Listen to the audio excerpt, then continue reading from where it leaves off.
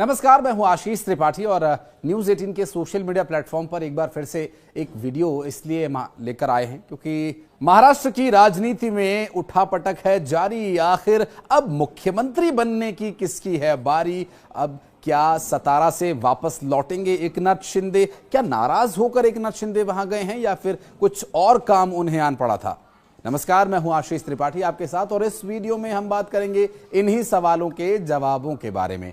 पहला सवाल ये कि मुख्यमंत्री कौन होगा? देवेंद्र फडणवीस मुख्यमंत्री होंगे, ये बात अजीत पवार ने समर्थन देकर और भी पुख्ता कर दी है। बीजेपी के पास सबसे ज्यादा सीट्स है और बीजेपी इस वक्त बड़े भाई की भूमिका में है। ये बात तो स्पष्ट हो ही गई है कि मुख्यमंत्री देवेंद्र फडणवीस ही होंगे, लेकिन इसके औपचारिक ऐलान की अभी कोई दूर दूर तक खबर नहीं है क्योंकि औपचारिक ऐलान किए जाने की वजह से हो सकता है कि जो समीकरण का ताना बाना है, संतुलन है, वो बिगड़ जाए। अब संतुलन बिगड़ने से पहले सब कुछ तय हो जाना बहुत जरूरी है। इसके लिए देवेंद्र फडणवीस ने फोन किया एकनाथ शिंदे को, जो महाराष्ट्र के सतारा में अपने घर गए हुए थे। और वहां जब उन्होंने उन्हें फोन किया, उनका हालचाल जाना, तो मीडिया को तो यही बताया गया कि देवेंद्र फडणवीस ने उनका हालचाल जाना और वो कब लौट रहे हैं ये सब बात हुई। लेकिन बात दरअसल ये हुई है कि आपका इस वक्त घर जाना, मुंबई छोड़कर जाना, ये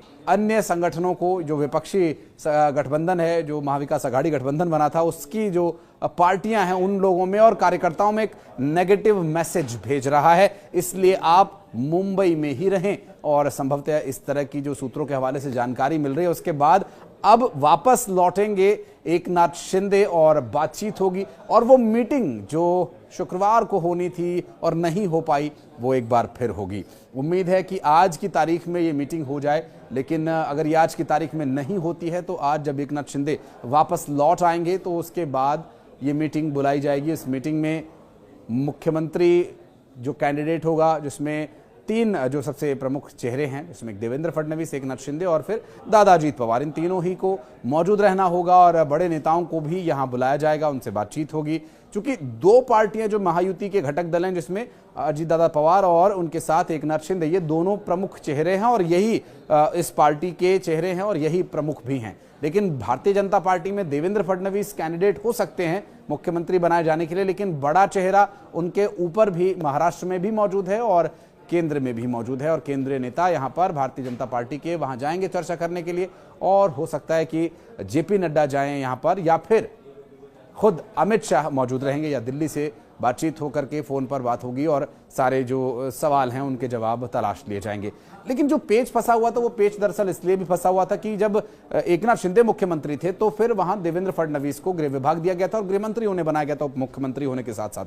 तो ये मांग उनके भरत गोगावले, जो कि शिवसेना शिंदे गुट के विधायक हैं, उन्होंने ये मांग उठाई भी थी कि आपको जब बीजेपी के उप मुख्यमंत्री थे तो गृह विभाग उन्हें दिया गया था, तो ऐसे में अब एकनाथ शिंदे को भी गृह विभाग ही दियाना चाहिए। तो मंत्रिमंडल के बंटवारे को लेकर जरूर खींचतान है, लेकिन अब एकनाथ शिंदे जब सतारा से वापस लौटेंगे तो इसका हल हो जाएगा और इस बारे में निर्णय ले लिया जाएगा। क्योंकि जितने दिन बीतते जाएंगे, 10-11 दिन से ऊपर का समय बीत चुका है, जितने ज्यादा दिन बीतते जाएंगे उतना ही नेगेटिव मैसेज जो है लोगों के बीच इसके विषय में जाएगा। और जो खींचतान, जो सिर फुटवल की बात महाविकास आघाड़ी सरकार में थी, अब वो यहां भी हो सकती है। इस तरह के लोग चर्चा करने कहीं शुरू न कर दें, इसके लिए भी यहां पर भारतीय जनता पार्टी समेत तीनों ही घटक दलों को इस बात में बहुत फोकस करने और बहुत ध्यान रखने की आवश्यकता है। क्योंकि जिन लोगों ने वोट दिया है और एक ऐतिहासिक बहुमत यहां महायुति की सरकार को दिया है, तो ऐसे में उन लोगों को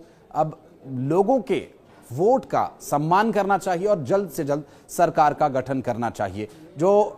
जब शिवसेना, उद्धव ठाकरे जब बीजेपी के साथ गठबंधन में थे, शिवसेना गठबंधन में थी, उस वक्त जो टूट का कारण बना था वो यही बना था कि मुख्यमंत्री मैं बनूंगा। और फिर बीजेपी ने 2.5 साल वाले फॉर्मूले तक को वहां उद्धव ठाकरे के सामने रखा था, लेकिन उद्धव ठाकरे उस पर भी नहीं माने, तो फिर अंततोगत्वा टूट हो गई। लेकिन यहां पर अगर टूट होती है, जिसकी संभावनाएं बहुत कम नजर आ रही हैं, लेकिन अगर फिर किसी भी परिस्थिति में टूट होती भी है तो भी बीजेपी के पास सरकार बनाने के लिए और भी बहुत सारे विकल्प हैं। तो ऐसे में बीजेपी यहां किसी भी तरह से दबाव में नहीं है, लेकिन बीजेपी के ऊपर जो एक साइकोलॉजिकल प्रेशर वो ये कि लोगों के बीच नकारात्मक संदेश ना जाए।